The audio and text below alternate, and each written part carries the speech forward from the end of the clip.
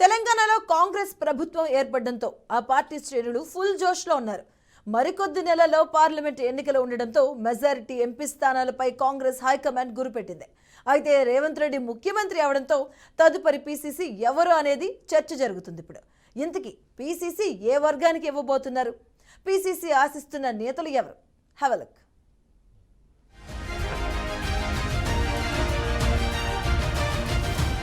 తెలంగాణలో ప్రభుత్వాన్ని ఏర్పాటు చేసిన తరువాత కాంగ్రెస్ పార్లమెంట్ ఎన్నికలపై ఫోకస్ పెట్టింది. కాంగ్రెస్ పార్టీని అధికారంలోకి తీసుకురావడంలో కీలక పాత్ర పోషించిన రేవంత్ రెడ్డి ప్రస్తుతం ముఖ్యమంత్రిగా ఇటు పార్టీ కార్యక్రమాలు సైతం చూస్తూ పీసీసీగా బిజీగా ఉన్నారు. అయితే పూర్తి స్థాయిలో పీసీసీ నియామకంపై గాంధీ భవన్ లో జోరుగా చర్చ జరుగుతోంది. పార్లమెంట్ ఎన్నికలకు 3 నెలలు మాత్రమే ఉండటంతో పార్టీని మరింత బలోపేతం చేయడంపై హైకమాండ్ దృష్టి సారించింది. 17 స్థానాల్లో దాదాపు 15 నుంచి 16 స్థానాలను కైవసం చేసుకోవాలని హస్తం నేతలు భావిస్తున్నారు. అందులో భాగంగా పూర్తి స్థాయి పీసీసీ నియామకంపై హైకమాండ్ దృష్టి పెట్టింది.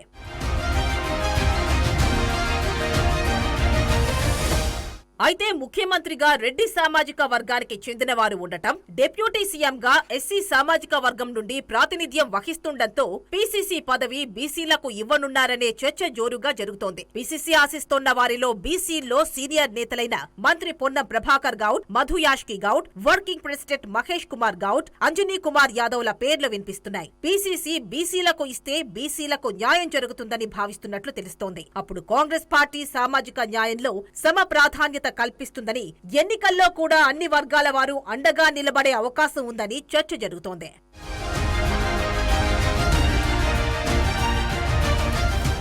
మంత్రివర్గంలో మైనారిటీలకు స్థానం లేకపోవడంతో ఒకవేళ మైనారిటీలకు పీసీసీ అవకాశం కల్పిస్తే సీనియర్ నేత షబ్బీర్ అలీకి బాధ్యతలు ఇచ్చే అవకాశం ఉన్నట్లు సమాచారం. షబ్బీర్ అలీ సీఎం రేవంత్ రెడ్డికి అత్యంత సన్నిహితుడు. ముందు నుండి రేవంత్ రెడ్డికి అండగా ఉండటం కారణంగా షబ్బీర్ అలీని మంత్రివర్గంలోకి తీసుకోవాలని సీఎం భావిస్తున్నట్లు తెలుస్తోంది. ఒకవేళ ఆయన మంత్రిగా రాకపోతే పీసీసీ రేస్ లో ఉండే అవకాశం ఉంది.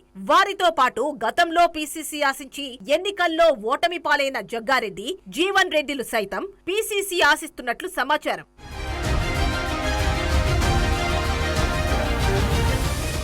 ఒకవేళ సామాజిక సమీకరణాలను అధిష్టానం దృష్టిలో పెట్టుకుంటే బీసీలకే పీసీసీ వచ్చే అవకాశం ఉందని గాంధీ భవన్ వర్గాల్లో జోరుగా చర్చ జరుగుతోంది. ఇప్పుడిప్పుడే ప్రభుత్వం ఏర్పాటు చేసిన కాంగ్రెస్ పార్లమెంట్ ఎన్నికల్లో మెజారిటీ స్థానాలు కైవసం చేసుకోవాలంటే పీసీసీ రేస్ లో ఎవరుంటారో చూడాలి మరి.